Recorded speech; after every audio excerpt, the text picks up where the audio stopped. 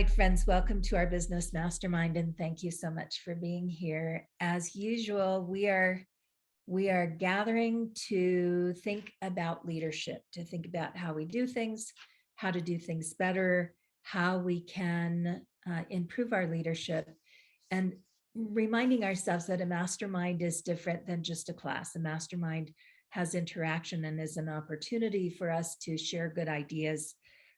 We will go through today's subject, and then on the third Friday of the month, we'll meet again for a Q&A, which is our opportunity to kind of take what we learn here today back into our communities and play with it a little bit before we talk about it, and then come back and talk about what we've learned and whether it's been applicable, as well as bring other questions that you have. And at the end of the session today, or any time in between, if you have a question you'd like us to talk about during the Q&A, would you just put that in the chat box, and then I won't read it while we're talking, because it really distracts me, but I will read it afterwards and make sure we're prepared on those subjects when we get together next month.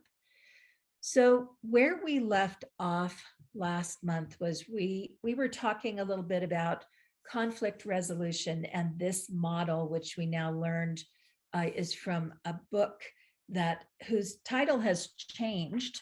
We were given the title last time I went looking for the book. The title has changed and is now called Navigating Polarities, Using Both and Thinking to Lead Transformation. So far, I've really loved it. It's by Brian Emerson and Kelly Lewis. And basically what they're saying is, no matter what your two opposing polarities are, what your two ideas are, there is movement between them.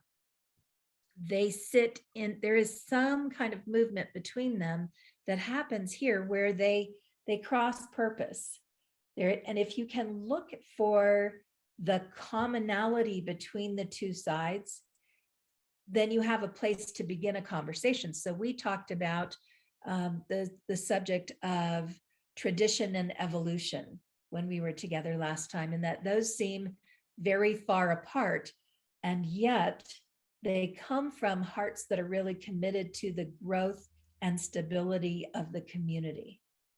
And both of those are viable ideas, aren't they? That we should have some places that we hold on to tradition, because the tradition works well and gives us that stability that Russell was talking about earlier in our conversation. And also, in order to grow, we have to evolve our thinking. So if we can start our conversation with folks around the fact that they clearly both care about the well-being of the community, that it's their community dedication that brings them here. And if we can ask them to respect that in one another, to really respect that there's a reason for this, there's a common ground between the two of these people or these two sides, then we have a place to begin a more open and productive conversation. Otherwise, we're in right and wrong. This side is right or this side is right, which leaves the other side wrong and causes isolation and moves people away from feeling as though they belong. And when people come to our communities, belonging is incredibly important. It's what keeps them there.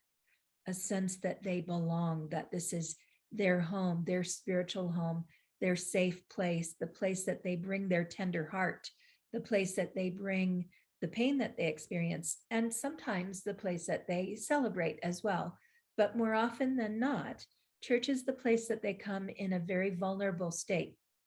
So this idea of understanding conflict resolution and how we facilitate conversation around differences is incredibly important. And I would pose the possibility that it's even more important in a church environment than in most other places, because people come to church with their hearts open. They're coming to find the God of their knowing. They're coming to find people of like mind. They're coming to cry. They're coming to grieve. They're coming to work through their own self-judgments. They're coming with a very vulnerable heart open when they arrive. So that's why we're spending the time on conflict resolution at the beginning of this, because I think for ministers, it's one of the most important pieces of work that we do. And important for us to know that conflict resolution is natural in our environment. That if we have 150, if we have 80, 150, 300 people together, if we have 5 people together, we're going to have different opinions. And so our work as leaders is to hold all of that in the container of our own heart and to recognize that a big part of our job is our own mastery of this issue. Can we be comfortable in discomfort? Can we be in situations where there is discomfort and be authentic in it, and at the same time understand a little bit about what we're dealing with? So here are some things to know about conflict. And the first one is the one that I really have to remind myself of all the time. And that is this: it's so much easier to cause pain than it is to feel pain. It's so much easier to be angry than it is to be in fear.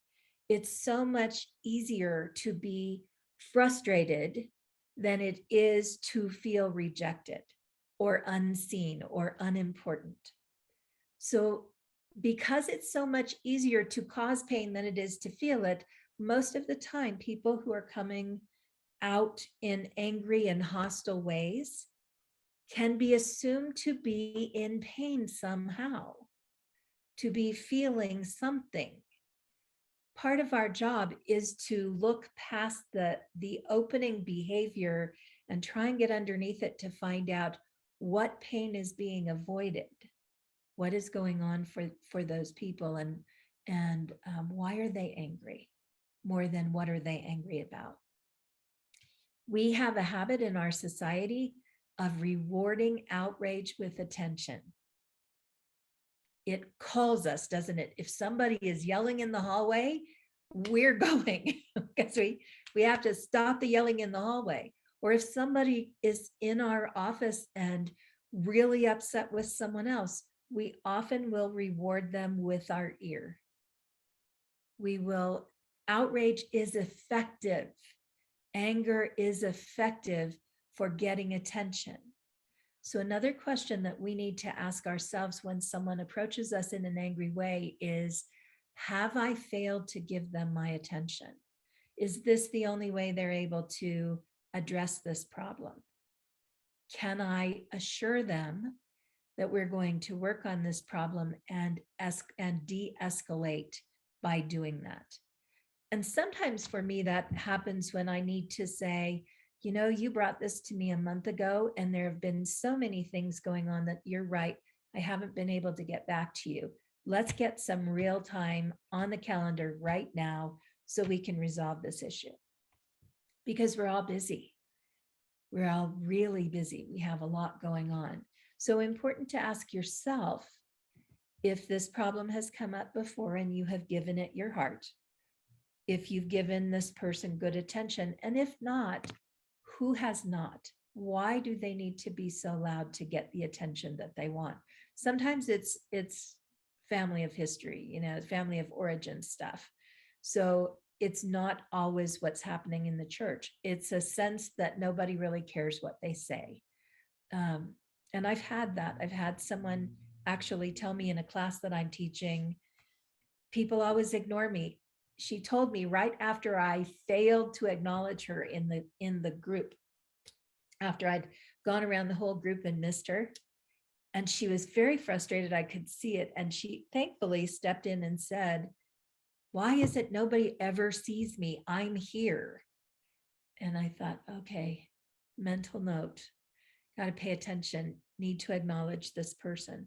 So the outcome of awarding attention to outrage is that the silent majority is often ignored. And this is a reason a lot of times board members will come and they'll say, everybody's telling me this thing.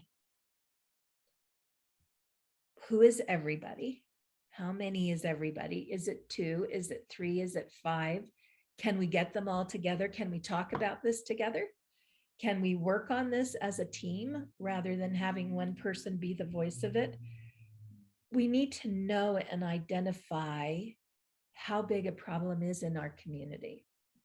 If it's a few people gathered together talking about something that hasn't been resolved, or if it really is something that the whole community is caring about and concerned about. Remembering that the silent majority is often ignored is different than just knowing that you have a silent majority. When you take the question to the silent majority, to those people that don't talk so often, and say, would you mind contributing? I'm trying to come up with a solution to something, and I'd love to know your thoughts. It reduces frustration in those people because they actually see you coming to them, and it dilutes the idea that 1 or 2 or 3 people are leading the community, because you become known as someone who is consistently in conversation with the community and asking questions and learning about them. And of course, we talked about surveys last time. Survey is a really good way to do this, to make sure that you get feedback that you can share, that you have percentages, and you can say X number of people responded to this question and the majority said this, which is really, really helpful in resolving issues in your community and in diffusing those issues that really belong to only a couple of people. So acts of bravery are defined by vulnerability. What I mean by that is that people who are vulnerable, if you as the minister can say, wow, I'm sorry you had to get to this level of frustration. We should have talked about this a month ago and we haven't gotten to it. Let's make time right now and get this done. That's vulnerable, isn't it? I wish I had been able to get to this earlier, or, wow, I haven't even seen that.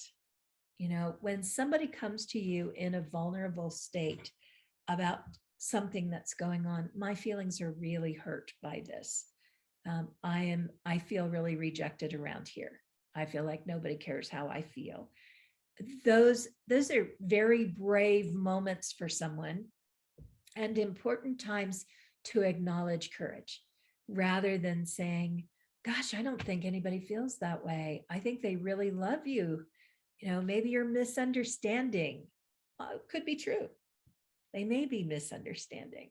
But the fact that somebody came to you as the minister, as the board president, as the LUT, as a person with authority, the fact that they came to you in a vulnerable moment took great courage. And acknowledging that and helping them to acknowledge that is the reward we want, rather than having to give attention to outrage. What we want to reward is the acts of bravery that come when someone is genuinely, authentically willing to share their soft place with you. And also when you are genuinely and authentically able to go into that soft space with somebody else, because we're setting a standard. We're either setting the standard that you should expect perfection from me, or you should expect me to be human and have my own faults and feelings as well. And our work together as community is not so much to correct each other. Our work is to make it safe to be together and to be real and to be authentic. And all of that is seated in your willingness to be vulnerable. So if you can be vulnerable with your community, and your community can be vulnerable with you, you can establish deep trust. And then you can make major change in your community, because from a foundation of trust, people will try something new. When someone comes to you posturing and blustery, they're not coming encouraged, they're coming from pain.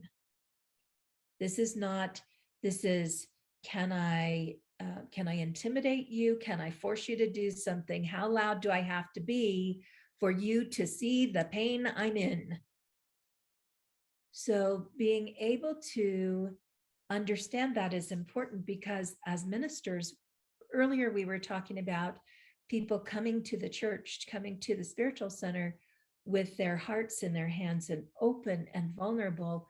What is often missed is that for us as leaders to do our job, we have to walk in vulnerability.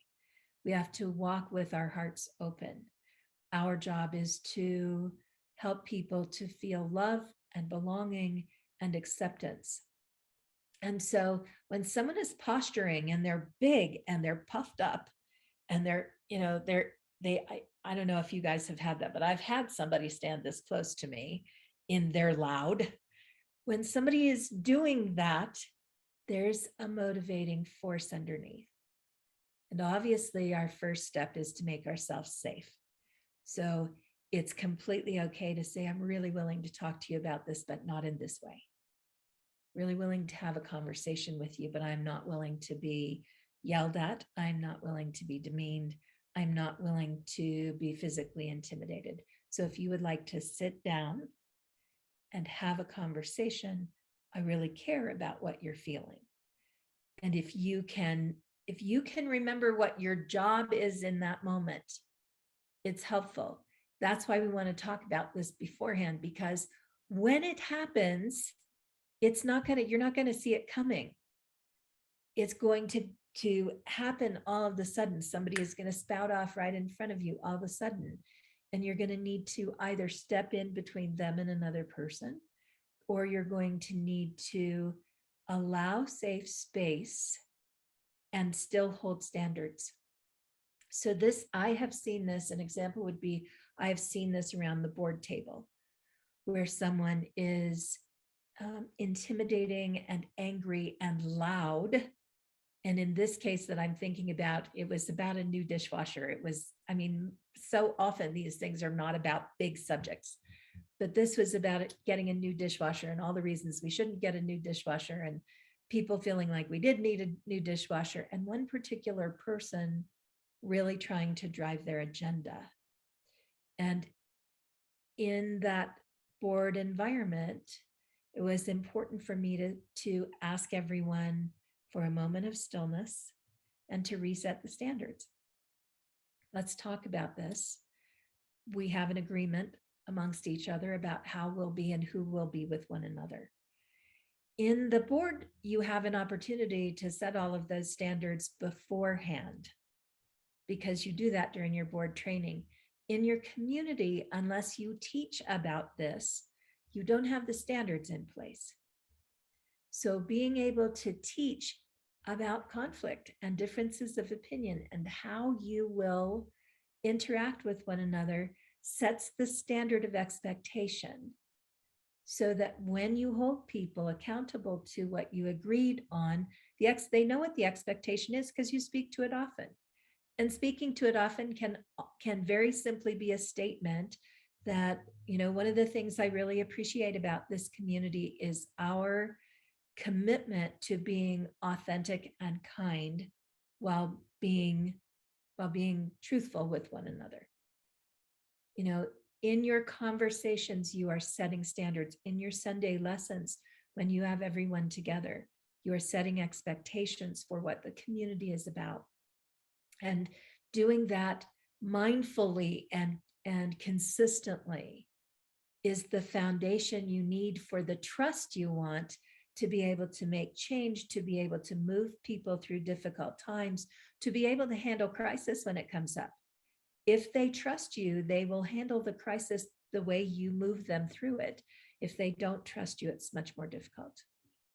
So have you set boundaries and been clear in your communication about the appropriate ways to communicate around differences of opinion in your community? Have you had conversation about it? Have you worked it into your regular lessons? Now is time to think about what those boundaries are and to begin to gently educate your community. And this is the thing that sometimes gets lost in Sunday lessons, that we teach Sunday lessons about the teachings.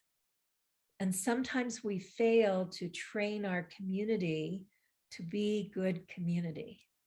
So this is a place to start. So if you have conflict come to you as the minister, your opportunity is, rather than immediately jumping into problem solving, your opportunity is to be curious. First of all, can I identify any fear underneath the anger? Sometimes I just ask people, if you step one step deeper into your heart, I can tell you're really angry. But if you step one step deeper into your heart, is there anything there you're afraid of? Are you feeling rejected, unheard, frustration? Is there anything that is fear related that you can identify? A lot of times people can and will say, I'm afraid that we're going to lose this in our community. I'm afraid that they don't like me because I'm afraid that I don't belong here, that I'm in the wrong church. If they're able to give that to you, it's really helpful in the conversation, because it's a doorway into what is your true desire. So very often the true desire is to feel like they're contributing. If I go back to the case of the person who was fighting so hard for a new dishwasher, it wasn't so the dishes got cleaner. It wasn't so that fellowship people had an easier job. It was because he wanted to contribute. He wanted some, and he could actually talk about it. I really want to buy this for the community and contribute something physical that I can see. I actually have made a difference here. But if I had not known enough to ask questions, to really get down to true desire, I would have stayed on the surface of that problem, which was, do we need a dishwasher or not? The real question is, if we decide we don't need a new dishwasher, can we find another way for you to contribute? What else could you contribute to that would make a difference? Now we're in a different conversation. It's important when we're watching what's happening between us and others, and between others, that we notice the body language, the tone of voice, the facial expression. Have you ever been with someone who is telling you the most horrible story about their life and laughing in between things? Just laughing. It's interesting to watch that, because it allows them to surf on their own emotions, doesn't it? If I can just keep a smile on my face and keep laughing, I don't have to go into the fact that my sister just committed suicide. I don't have to do that. I can stay on the surface of it. So sometimes you can really see that there's a lot of avoiding going on if you watch the body language, and slowing people down can be helpful. Asking them to breathe can be helpful, and simply calling them on stuff like that. Hey, I see that you're laughing, but what you're telling me doesn't sound funny, which makes me wonder if you're feeling uncomfortable. Could you talk a little bit about that? What is your job as the minister? What is your job in this place? Your job is not always to have the answer. Your job is sometimes, and probably more often, to help people through the process of disagreeing with you, disagreeing with each other, disagreeing with the world, whatever it is. Knowing what your job is really important. If you position yourself as the person they can come to who will always have an answer, it's kind of a setup for failure, because somewhere along the line, your answer isn't going to work. And that's not really what they're looking for. They're looking for your attention. They're looking for your concern in most cases, unless it's an urgent problem.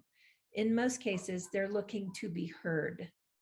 They're looking to be cared about. And they would like to walk away with some sense that the conversation has mattered and has shifted things. So if you can keep in mind what you're doing there, and not try and be the problem solver, but instead a facilitator for whatever needs to happen, it will help you and it will help them. Okay, I'm going to jump out of this for a minute, and we're going to watch a little Brene Brown, who happens to be just one of my favorite people on the planet. when it comes to teaching about this kind of thing. She's pretty amazing.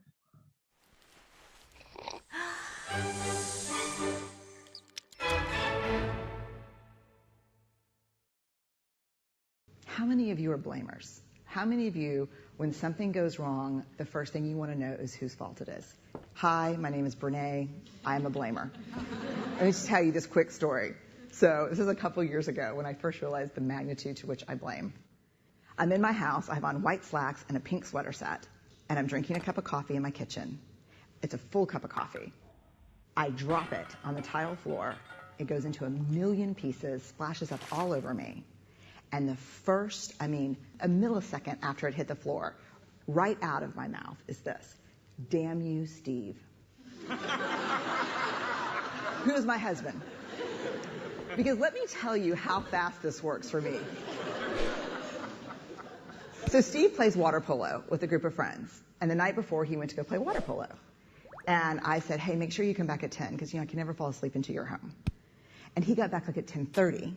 And so I went to bed a little bit later than I thought. Ergo, my second cup of coffee that I probably would not be having had he come home when we discussed.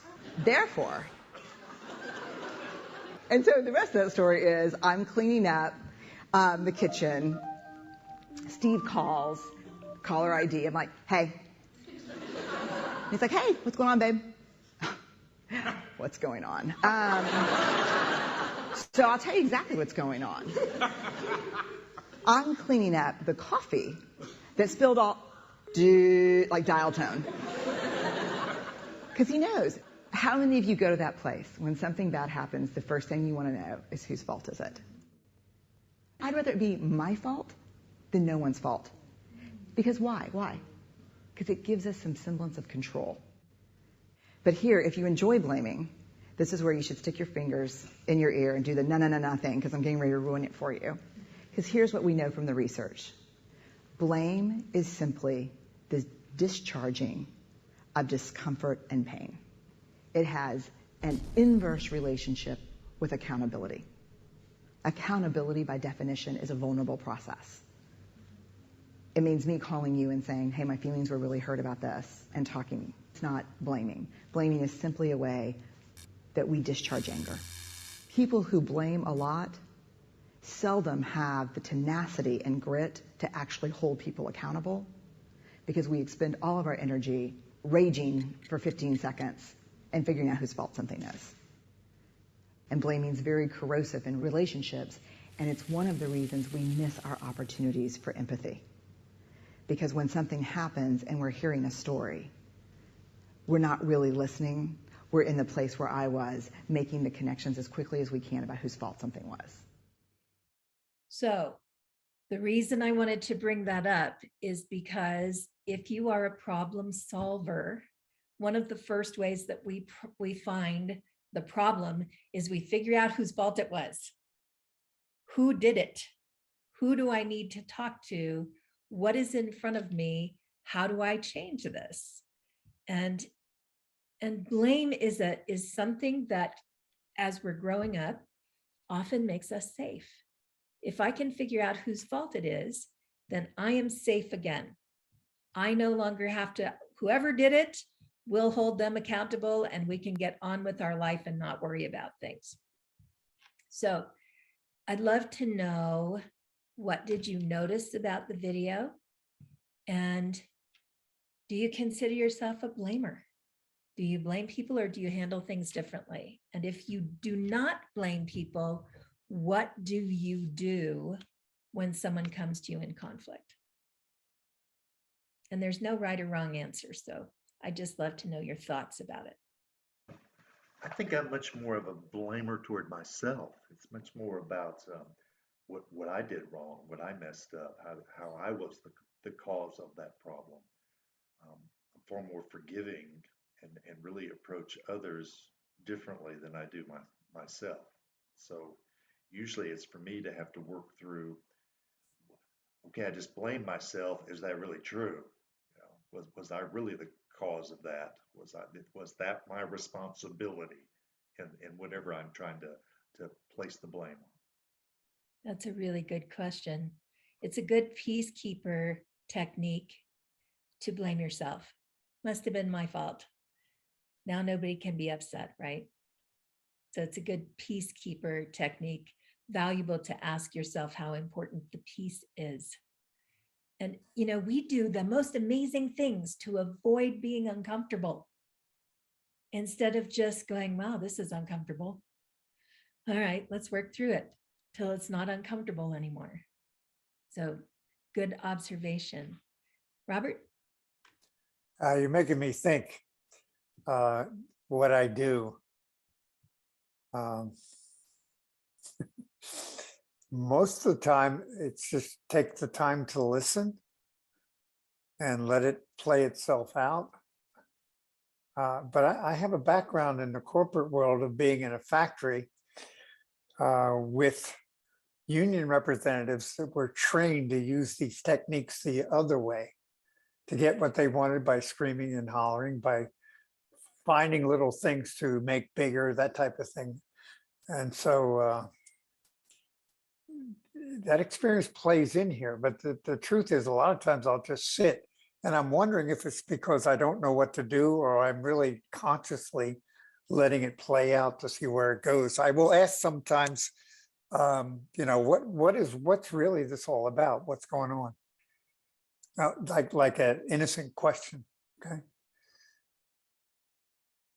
Yeah, I love that. And I think, one of the interesting things about all of us as ministers specific to unity is that many of us, maybe I'll say few of us, come to ministry at Unity without some kind of history in the business world.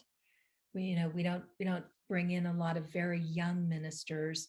Our ministers tend to come with a lot of business experience and a lot of life experience. And the world is very different outside of the church, isn't it?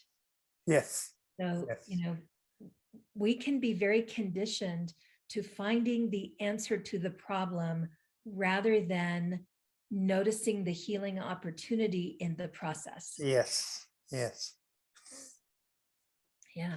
Jackie, are you there? Yeah, I'm here. I love that video. I've seen it before. It was good to revisit. I think for me, I tend to be more of a collaborator. So I love being, having the opportunity to be presented with a problem or conflict and to group solve, to be part of that solution making. But I will say that for me, I have to, in order for me to do that, I have to feel safe.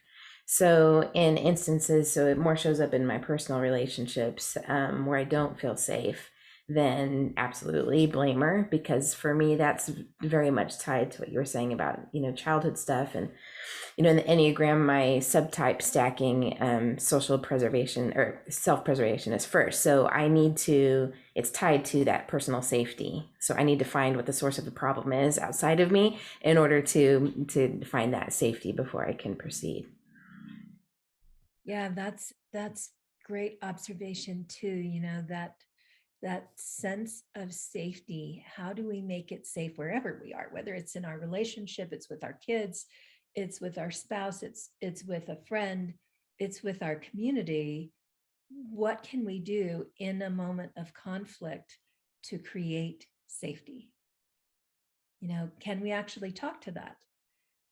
What would need to happen for us to feel safe to have this conversation? It's such a simple thing, but so often I find getting people to sit down helps to create a sense of safety, because it immediately tells us we have time. We're sitting down, we're taking time for this. It immediately tells us we have time. The invitation immediately tells us someone wants to hear us, and it puts everybody in the same, like at eye level with one another. Yeah. So it takes away that kind of physical intimidation of working with someone who's taller than you or who has more. Sometimes people are not taller. Little people have incredible energetic presence when they're standing tall, right? When everybody sits down, it changes the demeanor in the room. So, what are the things that we can do to make the room safe for real and authentic and meaningful conversation? Jean-Marie, how about you? I'm trying to find, you know, situations where I blame others. I'm sure I'm doing it. Maybe I'm just so oblivious to it. I don't know. What I did notice is that often in conversations like with staff or with board or even in classes, sometimes I noticed that a lot of people have the tendency to blame themselves, especially, and it's actually kind of fascinating to me because I have to actually remind myself that people are doing that and have to encourage or reiterate things that, look, this is not about applying blame, especially when you point something out. Like I now do regular feedback meetings after a special service. You know, what could have gone better? What could we have done differently? What would have been more meaningful and things like that.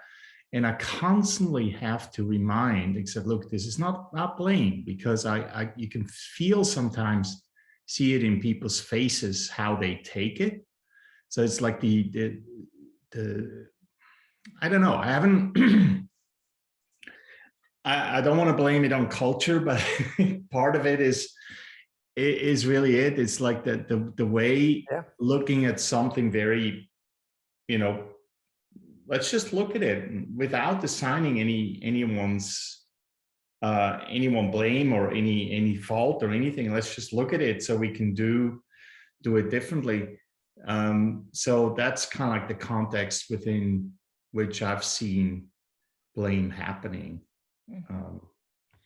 I don't, you know, that it was a funny example, and I'm sure, you know, I probably have an example like that when something happens in the kitchen at home, you know, and because Elaine puts away the stuff in a different spot than I wanted to have. So I'm sure there's little instances like that in terms of, if you put it there, then I could have done this. But in the grander scheme, I just don't see it being much part of what's really coming up for me. So good. So now I want you guys to reverse the roles, because you all kind of thought about whether you are a blamer, which is what I asked you. Do you blame, and are you a blamer? How many of you in the last year have felt in your congregation blamed for something that really wasn't directly, you are not directly responsible for? Yeah. So it's important to look at both sides of this and understand what blame is, and understand that one of the reasons that we tend to take on blame, and she said it in the video, better if I can blame myself than if there's no blame. Because if there's no blame, there's no solid ground to make change on, right? Nobody's responsible, and it doesn't feel safe. But if you can go, well, this is what the problem is, now I can create safety around it. Robert? I'm just aware of blaming the blamers. In other words, even the polarization that's occurring in our culture right now is blamers and victims, you know, and I can only be a victim if I'm blaming somebody. So there's a part of me that is, I guess the term is angry, because people aren't listening to the spiritual conversation that I know will overcome that problem. So I'm just aware that I'm blaming the blamers. Yeah. So which is a great observation. It's kind of like, oh, okay, now what do we do with that? And how do I deal with that in the context of a Sunday message? Which is, you know, that's everything we do is based upon what happens Sunday, and then everything falls in our training and everything else. So that's my question. Okay, there it is. How do I bring that into the context of a Sunday message and the training that's occurring during the week? Well, right, because all of these things are connected. All of this process is about, and the reason that I'm going down this particular lane as we start this work together is because we have to stop and pause and think about what our job is. Yes. Right? What are we here doing? We are not firefighters. It's not our job to put out every fire. It's our job to hold light when there is one and say, let's see what tools do we have to deal with this fire? How can we work together? How would we like to put it out? What would we like to have take place? Maybe this fire is keeping a lot of people warm. What would we like to do with this fire? Because what our work is to train people to come back again and again to principle and teaching, right? Yes. Right. So if in the way we teach, we understand that foundationally we're all the same one, then when we're blaming the same one. It's all the same thing. So bringing people back to a sense of connection and understanding of each other, and understanding that what you said, Robert, is so valuable, that you can't feel like a victim unless you're blaming someone. It's how you tell when you're in blame, because it's somebody else's fault that this happened to me. And so sometimes it's really hard not to be in that. You know, if somebody comes up and punches you in the nose, it's pretty clear that's your fault. You punched me in the nose. And there's a whole conversation that needs to take place that is, why? Why did you come up and punch me in the nose? What is happening? Did you lose your mind? Did something bad happen? Do you think I did something to you? Where are we in this? What is really happening in this violent moment? What is the belief going on underneath? Thankfully, we don't get a lot of violence in our communities, but we do get a lot of victimhood. And we do get a lot of people who feel victimized by what we put on the wall, or whether they got to participate in a survey because it was digital and not in writing. And, you know, like there are 1,000 things that people, little things that for us would not seem important, but people will use them as messages that they are not as important as everyone else in the community, because likely they came to the community already feeling like they're not important, they're not seen, they're not visible, nobody cares about them. And so remembering who we serve becomes as important as remembering our job, right? That the people who show up at church are coming because they have something going on in their lives. They're, you know, they may stay for 30 years because they feel loved and cared for, but they walked in the door because something was heavy on them.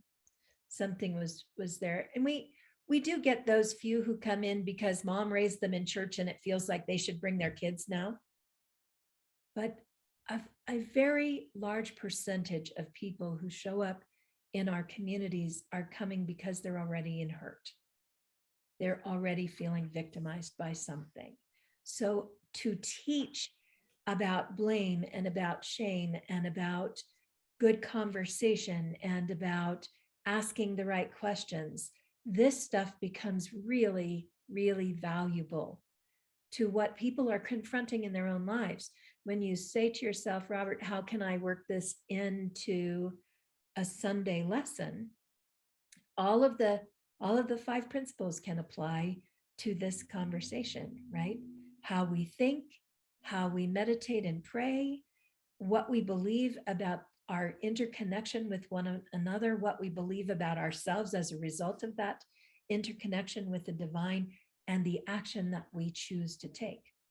All of those principles can tie back to how we deal with conflict and difficulty in our lives, how we build relationship with one another. And the principles really will support foundationally us having this conversation. So we can teach what it is that we want to teach and show application. And that is so incredibly valuable. So incredibly valuable. And so, why did they come? What am I here really to do for them? In the bigger picture, who am I talking to every Sunday? When they hold their heart out to me on Sunday, which they do, don't they? Here, put something good in here. It hurts. Make it feel better. We don't want to just go, oh, poor heart, no problem. I love you. It'll be okay. We want to teach them something that they can take out and access when they're with family members they disagree with, when they're watching the news and afraid, when they're, when they're living life. If it doesn't translate out into their everyday work week, we miss the boat. This is real stuff. This is real stuff, and it's real stuff we deal with.